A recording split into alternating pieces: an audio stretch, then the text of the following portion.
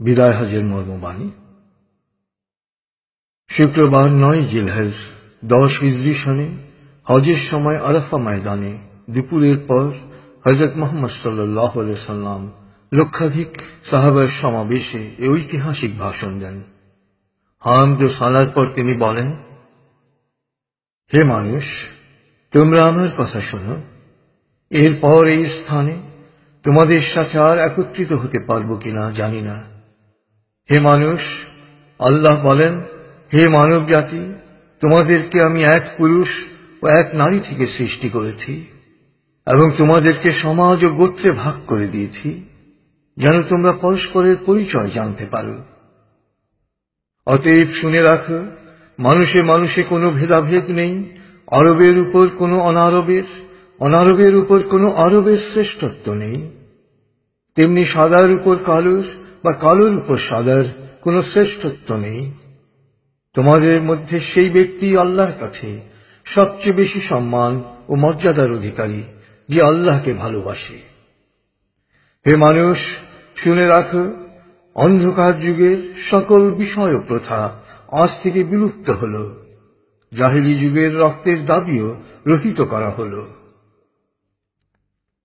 হে মানুষ, শুনে রাখো, অপরাধের দায়িত্ব কেবল অপরাধীর উপরই বর্তায়।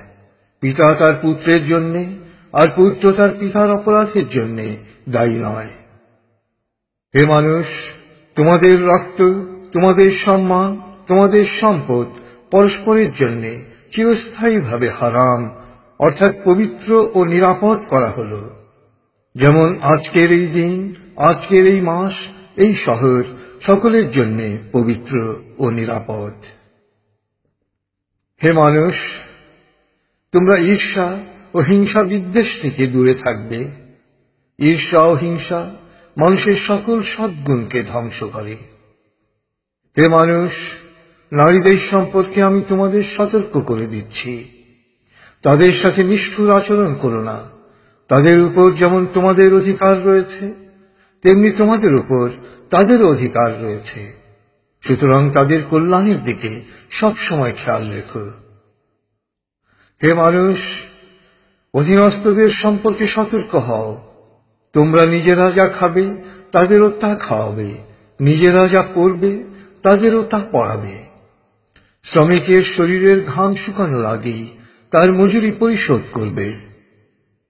হে মানুষ, বিশ্বাসী সেই ব্যক্তি যার হাত ও মুখ থেকে অন্যের সম্মান, ধন ও প্রাণ নিরাপদ।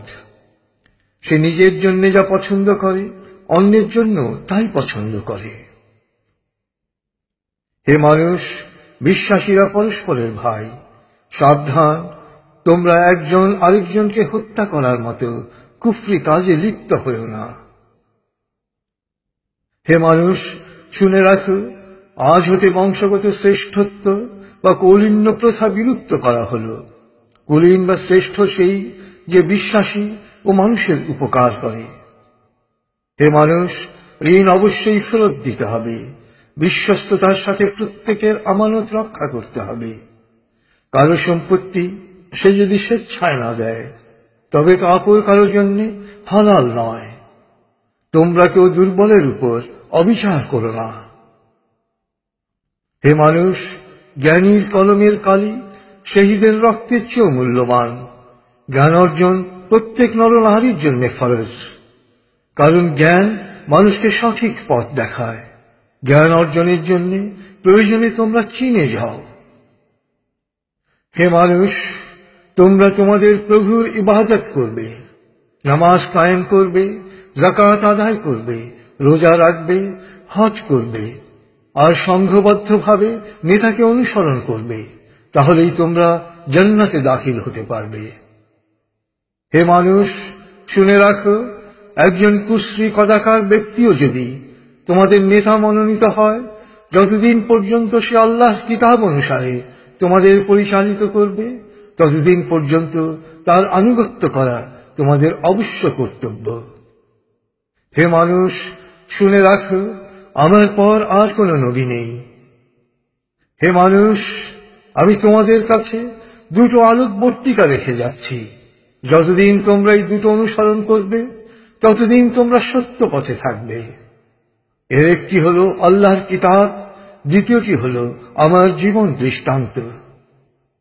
হে মানুষ, তোমরা কখনই ধর্ম নিয়ে বাড়াবাড়ি করো না, কেননা অতীতে বহু জাতি ধর্ম নিয়ে বাড়াবাড়ি করার কারণে ধ্বংস হয়ে গেছে।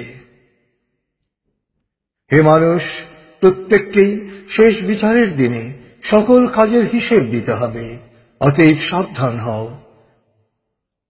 হে মানুষ, তোমরা যারা এখানে হাজির আছো, আমার এ বাণীকে সবার কাছে পৌঁছে দিও। এরপর তিনি জনতার উদ্দেশ্যে জিজ্ঞেস করলেন, হে মানুষ, আমি কি তোমাদের কাছে আল্লাহর বাণী পৌঁছে দিয়েছি? সকলে সমস্বরে জবাব দিল, হ্যাঁ। এরপর নবীজি বললেন, হে আল্লাহ, তুমি সাক্ষী থাকো, আমি আমার সকল দায়িত্ব পালন করেছি।